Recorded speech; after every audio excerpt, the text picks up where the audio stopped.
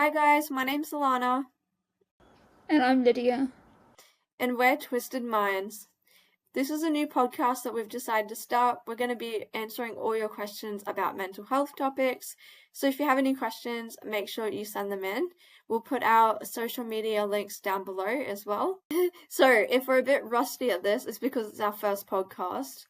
But we want to talk about schizoaffective disorder today and how it's affected both of us since we've both been diagnosed with it. And it's a condition that not many people have heard of, and it's quite stigmatized still. So we want to talk about today and hopefully shed some of that stigma. So we have a couple questions we're going to go through. I'll start off with the first one, and then Lydia, you can do the second one. So I'm going to talk about what is schizoaffective disorder and what types are there. So, schizoaffective disorder is a disorder that is on the schizophrenia spectrum. So, it's a combination of schizophrenia and a mood disorder. So, that can be either major depression or bipolar. Now, schizoaffective is a psychotic disorder. It involves having hallucinations, delusions, cognitive symptoms, memory problems, all of those type of things, and it greatly affects people's day-to-day lives. And it is quite difficult to live with, as obviously if you're experiencing psychosis on a regular basis, that can be quite disturbing.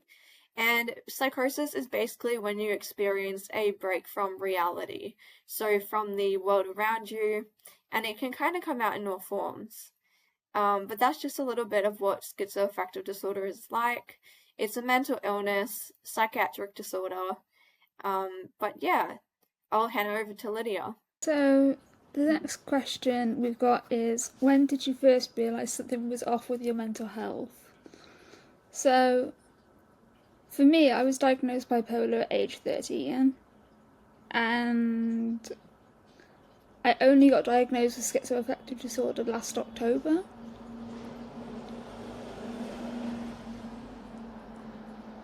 But I was 13 when something was off with my mental health.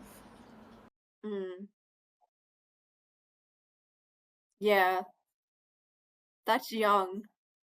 Yep, that's pretty young. I started experiencing symptoms of bipolar at around 14. But I didn't have access to any mental health treatment or like assessments. So I didn't actually know that that's what was going on, but I would have been diagnosed with bipolar back then, most likely, if I had had an assessment done. Um, but I started noticing something was off with my mental health probably around 13, I would say, or maybe even 12. I started experiencing really bad depression and I didn't know what was going on.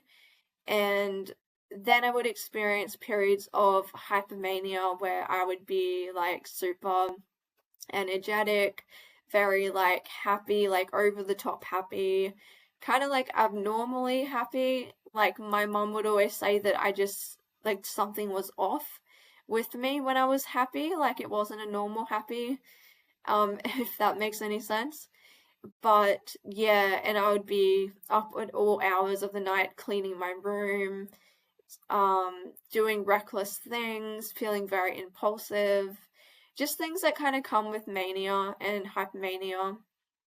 Um, and yeah, I only got diagnosed with schizoaffective disorder 2 years ago. So I was eventually diagnosed with bipolar, but then when I was 19. But then I eventually got diagnosed with schizoaffective when I was, so it was about 2 years ago, I think I got diagnosed. Um, and that kind of came as a shock because I wasn't expecting that to happen. So the third question is, what was a key moment when you realized you didn't just have bipolar? So I hand it over to Lydia. So, when I first realised that I didn't have bipolar was probably last year. So it's all quite new to me, this whole world. It is a world.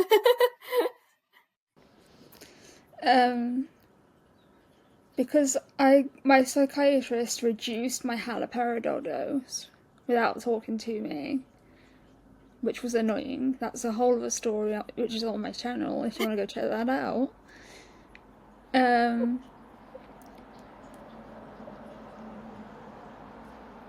It would have been when my psychiatrist stopped my medication and I went into full-on psychosis without a mood element. Yeah. Yeah, I remember that happening. There are videos on my channel. Yeah, I suppose for me, I realized about 2 years ago when I went into a 6-month psychotic episode. So this episode kind of came on gradually and then it lasted for 6 months. And I was in hospital for 6 months because of this. And yeah, it was quite a while. I think the key moment I realized it wasn't just bipolar was when I first started experiencing regular hallucinations and delusions. Well, I didn't know I was delusional, but I was experiencing hallucinations when I wasn't in a mood episode. So, like Lydia was saying, she wasn't experiencing the hallucinations just when she was manic or just when she was depressed. She was experiencing it all the time. And I suppose that's the difference between bipolar psychosis and schizoaffective disorder, bipolar type, is when you have schizoaffective bipolar type, you also experience like mania and depression. So it's kind of like an add-on to the illness. It's kind of like having a lot of illnesses in one. But yeah, that's when I realized was when I first started getting hallucinations when I wasn't manic, and I thought, oh, this is really strange. I don't know why I'm experiencing psychosis when I'm not in a manic episode or depressive episode. So yeah. The next question is, how did you get diagnosed? So I got diagnosed when I went into hospital. I had like another assessment done. I actually had 3 assessments done because they wanted to make sure that they gave me the right diagnosis. So my psychiatrist got 2 other psychiatrists to do an assessment. They all concluded that it was schizoaffective disorder, not just bipolar anymore, and they end up changing my diagnosis. Okay. I got diagnosed in October last year, so less than a year ago. And I got diagnosed after my mini psychotic episode, so if you want to call it that. Yeah. And I was like, well, you're not in a mood episode. And the psychiatrist was like, I think you have schizoaffective disorder, when I saw him in April last year. And then in October, he was like, you definitely have schizoaffective disorder. Yeah. Yeah, I remember that. Yeah. It could, I think with me, like, I started off, like, I definitely believe that I did have bipolar at the beginning, but I think it kind of morphed into schizoaffective later on as I got a bit older. Yeah, I feel like that's the case with both of us. So we kind of got a lot of similarities with our diagnosis experience. Um, and it was quite good because when you got diagnosed, I was able to kind of help you out a bit because I'd been diagnosed for a bit longer. So You was a huge help. yeah, it was good. And it was like so good for me too because I wasn't so lonely. Like I could finally have someone I could talk to about who actually understood like what it was like. So that was really nice having a friend who understood like properly. And now we're doing a podcast together talking about it. Yes. So, the next question was, what was your first reaction to a diagnosis? Um, let Lydia have this one first. What was your first reaction to your diagnosis? At first, I was a bit apprehensive because it was new. I'd been diagnosed bipolar for 16 years. Nah, I'm sure. Wow, that's a long I'm time. showing my age. You're so old.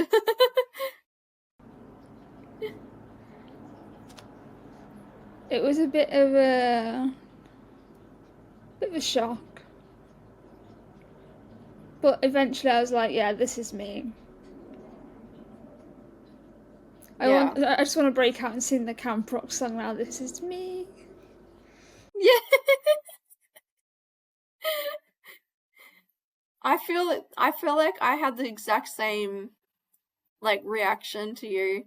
I was kind of shocked. I mean, I wasn't expecting this. And I didn't even know what actually my first reaction was, what is schizoaffective disorder? I didn't actually even know what it was. I knew what schizophrenia was, I knew what bipolar was, but I never even heard of schizoaffective disorder. So I had to do some research, and I was a little bit like shocked at first that, oh my gosh, like I'm being diagnosed with this. This sounds really horrible. But I did realize that you can eventually recover from it and you can live well with it. And as I got treatment, like things became a lot easier for me. And I eventually accepted it, and I was like, oh, this makes so much sense. This really explains everything I've been going through over the last like few years. Even going back to like my teenage years, it explained a lot of things that I was doing and like behaviors and stuff. So yeah. See, I learned a lot from you. Oh, That's how I learned what schizoaffective disorder was. I hadn't heard of it until you got diagnosed.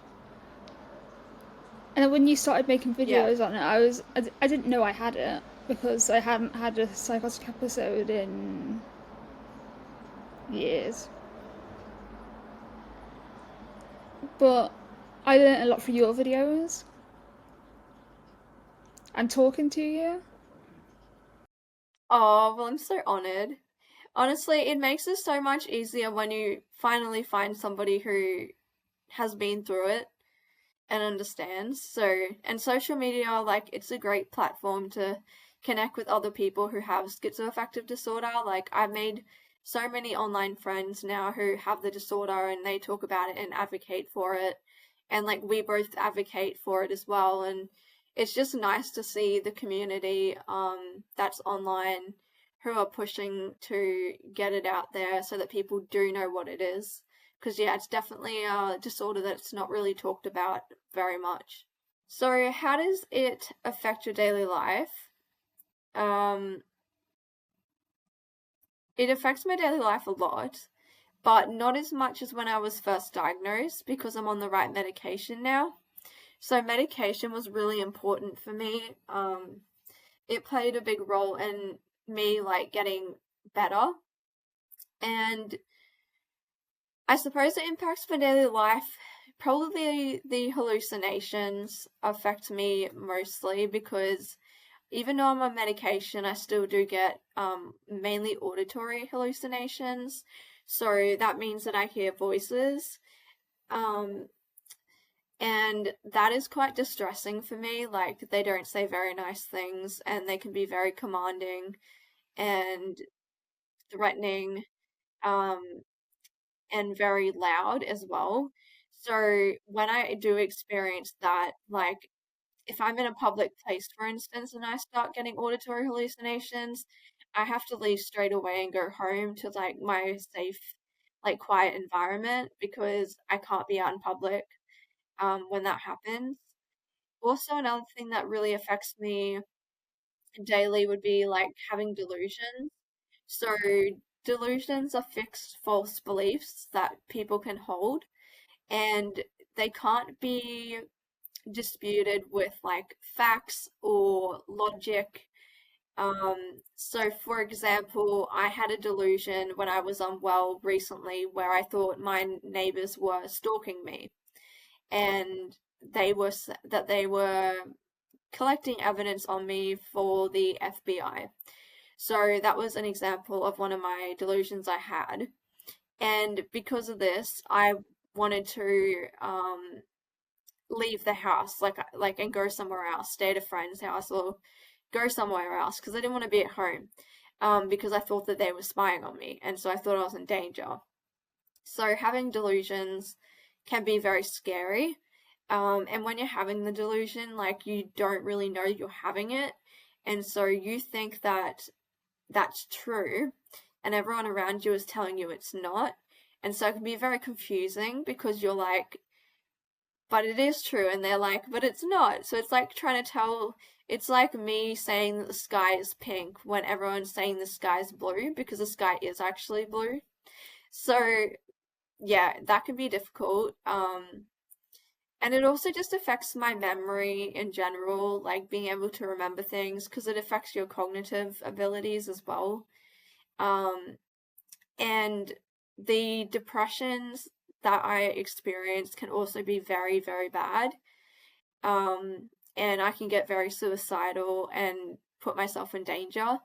So that also kind of comes into play as well on the other end. And then you got the mania that can cause problems as well. So it does really affect a lot of areas of my life, I would say. Probably most areas. Fair enough. For me, it affects my memory. That's an important one that you brought up. My memory is. Mm. I can't say what I'm going to say, but it's really bad. Yeah, memory's a big one. And before my medication got increased in January, I think it was, um, my struggles were hallucinations. I don't really get delusions. Yeah, not everyone does. Back on delusions. Hey, that just explains your memory loss. Nah, I'm joking. Yeah, it does really, doesn't it?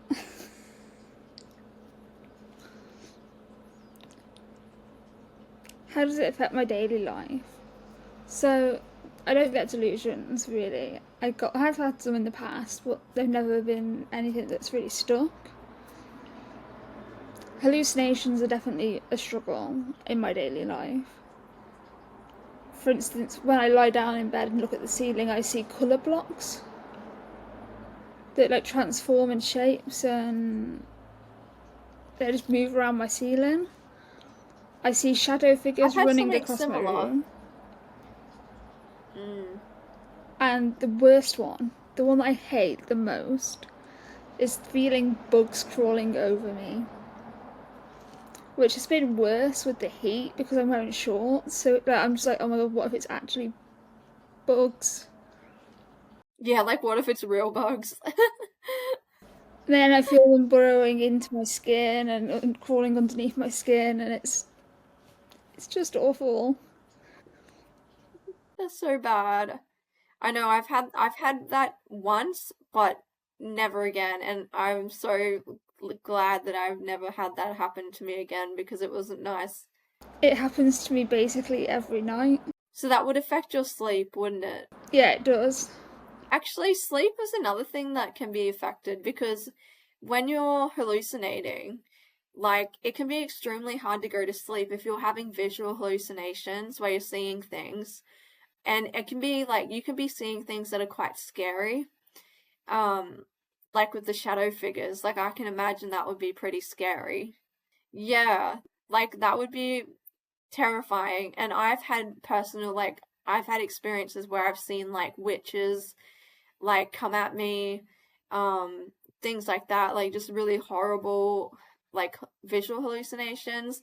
And then if I'm getting auditory hallucinations, then my sleep's impacted because I can't go to sleep because I got voices talking at me. So sleep is another thing that can definitely be impacted. What is the hardest symptom to cope with?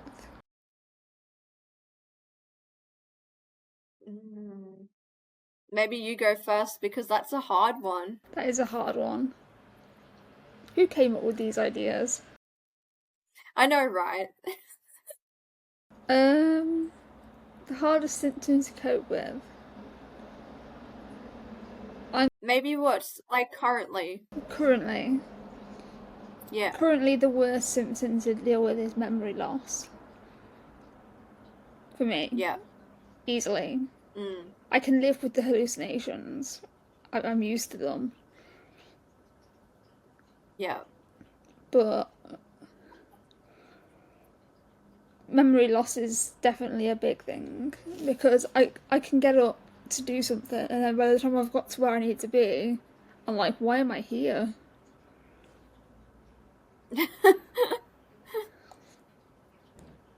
Like, it happened a few weeks ago when I went to the cinema to watch Lilo and Stitch, which is amazing, by the way.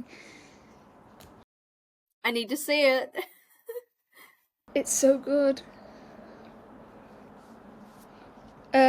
I went to the cinema, then when I got there, I was like, why am I here? Yeah. And then I looked on my that's phone hard. and I was like, oh yeah, I'm going to see Lilo and Stitch. Paid £6 for a drink. I know. I paid $7 for a drink at the cinema when I went the other week. I saw How to Train Your Dragon. It was amazing. I haven't seen it yet. Yeah, it's a good one. I would say probably the hardest symptom to cope with for me currently would be like delusions. So I get delusions quite frequently, even when I'm not in like a full-blown psychotic episode. I still always have like delusions that kind of are just there. Like, I always think that people are able to read my mind. I'm always very paranoid about that. I always think that like the government is like tracking me somehow. Things like that kind of occur in my daily life. Or I always think people are following me. That's another kind of paranoid delusion. And I think, Lydia, you have told me before that you always get very paranoid about people following you as well. Oops, it's frozen. Oh, my connection's dropped. Oh, is it okay now? Gotta love the internet. I do live with Okay, people. yeah, that's probably why. The next question is, how do you live well with the condition? So, how do you manage it? What do you do to reduce symptoms? So this could be like medication. That's what I was going to say. Yeah. How do I live with the condition? Well, live well with the condition. Through medication. Yeah. Without my medication, I can't function. So my haloperidol is definitely the main medication I take. Then lithium, then clonazepam, then vortioxetine, then trazodone. And then I have my PRN lorazepam. I know I'm not addicted to benzos. Yes, we will clarify that for everyone to hear. But without my medication, I just can't function. Yeah. Another thing I do to keep well is I journal. In my notebook. I love the notebook, it's so pretty. Like, in the front of it, I wrote down all my personal details. Like my address, my date of birth, my name. I'm going to add a medication list. I have a journal that's similar to that, where I write journal entries and then I also put like medications and things like that in it. Because on the next page of that book is a poem that I wrote. Yes. We're both into poetry, aren't we? We both love writing poetry and reading it. Yeah. I've got probably about 20 poetry books. Yeah, you beat me. It's because when I was in hospital for a year, I Mm, collected poetry books because they was easy to read when I didn't have my glasses on me. yeah. I remember that when you had all those poetry books. We've been friends a long time. Anyway, living well. No, yeah, living well. Yeah, or how you cope with it. Okay, there's my memory loss for you guys. That's okay. That's why you got me to remind you. Oh, I'm getting all tangled up. Oh no. Detangle yourself. Look at the state of that. I know. They're not fun. I've had one. Focus. Living well. That's okay. You got ADHD. You can just blame it on that. So, living well. Medication, journaling, sleep, which you're not doing very much of. No, not me. I haven't slept at all last night. Then we have distraction techniques. So for me, it's Mm. playing on my Switch with my 63 games. Yes. Wait, no, I got a new game, didn't I? I got 64 games. Ooh. You make me want to buy more games. Don't spend your money. I know. I'm trying to be good here, guys. So am I. I'm just really bad at it. So am I. I like reading as well. Yeah. Currently, I'm reading. My phone fell over. I ordered that book. I'm about to read it when it comes in the mail. I got the hardback version. It's so good so far. I know, I can't wait to read it. Anyway, this is not a book podcast. No. We're just like plugging all the things that we like. And another thing that I used to do this. I don't do it anymore because my anxiety's got too bad. But I used to go for walks, like long Yeah. walks. I used to walk like 23 miles. I have no clue what that is in kilometers. Yeah. Sounds like a lot. I'll Google it. 23.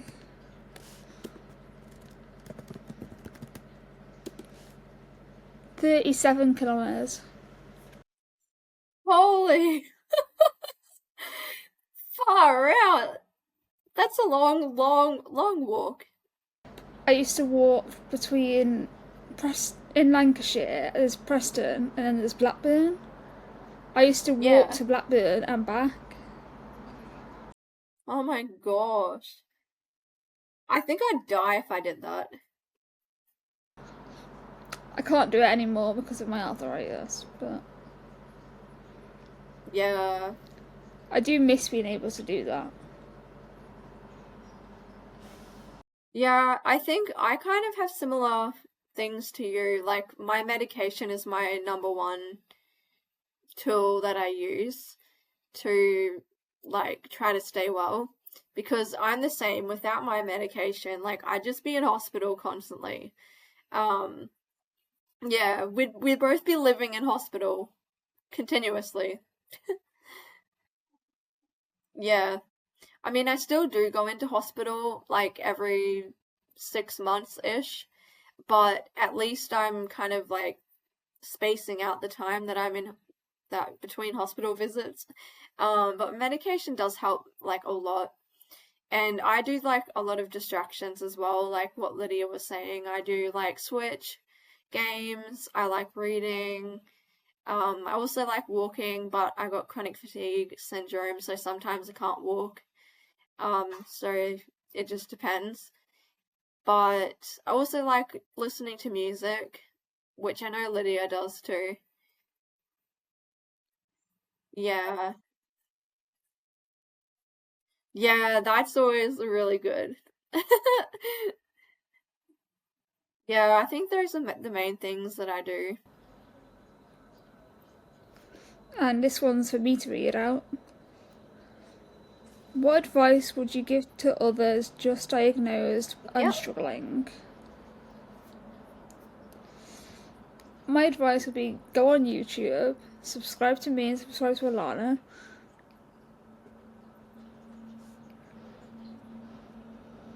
Find videos on schizoaffective disorder, because people do talk about it on here. I think someone we both watch is Schizo. Yes.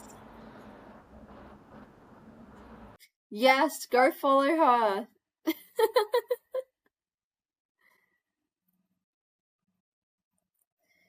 Yeah, I would say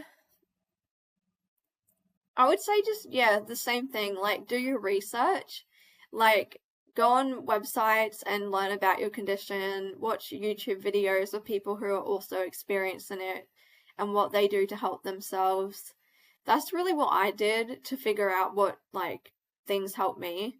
Um, and also, like, if you're as lucky as I am, I have Lydia as my best friend. So, like, we talk about it with each other. And if one of us is struggling, we will like video call or message each other, and that's always good. But yeah, I think just like making sure that you've researched it and you understand what you're living with and what it actually is, because it can be a lot to take in, especially when you're first diagnosed. So yeah. So those are all the questions that we have for today. Like I said at the beginning, if you have any questions that you particularly want us to answer or topics for future episodes that are to do with mental health, then please let us know. Um, Thank you guys so much for watching and subscribing. Make sure you subscribe so you see every time we post a video. And Lydia, do you want to say anything? Yes, turn notifications on. Do you? Yes. Okay, well, we'll see you in our next podcast video. I hope you guys are all well, and yeah, we'll say goodbye. Bye, guys.